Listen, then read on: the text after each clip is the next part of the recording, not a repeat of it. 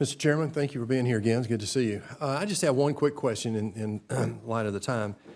You know, we have two dynamics right now that are driving the economy in different directions potentially. Labor is now a limiting factor in terms of we've got roughly 7 million job openings and about 5 million people looking for work. So it's a phenomenon right now that's a limiting factor. On the other hand, we have low energy costs. Since 2007, where we've doubled our output of oil such that now we are a net exporter of oil and gas, the largest producer in the world.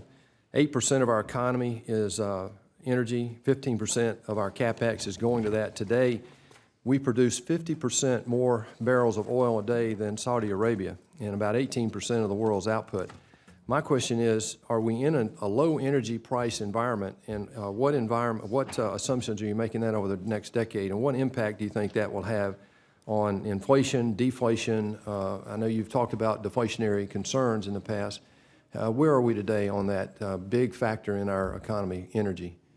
So it's been transformational. If you think back when we were in college, if energy spiked, inflation went up, people got out of work, there were long lines at the gas pump. We now have a very large domestic energy industry, which amounts to a shock absorber. When that happens, U.S. drilling goes up with the price of oil, puts people back to work, it controls prices, it controls inflation. So we're in a situation where that particular mechanic for inflation going up, it's just not happening anymore because the supply response from the U.S. industry is quick and large. So you won't see that, having sustained effects on inflation, and also you won't see it having sustained negative effects on growth because it kind of roughly offsets the effect of lower energy prices at the pump.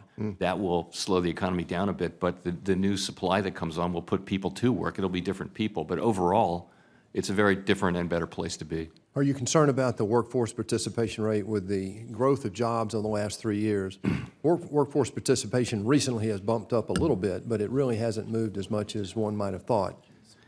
It is greatly surprised to the upside, which is a great thing. But remember that the prediction, basically what labor force, just because of demographics, participation should drop by about 0.25% a year. It's now been flat since 2013. We think there's more upside. So that what's happening is labor is tight everywhere, but actually there's a supply response from the public, which is a very positive thing. And we never thought we'd see 63.4% labor force participation again. Nobody had that in their model 7 years ago, but that's what we have, and it's really a very positive thing. Good. Thank you, Mr. Chairman. Light of time, Mr. Chair. Thank you very much. I'll yield back.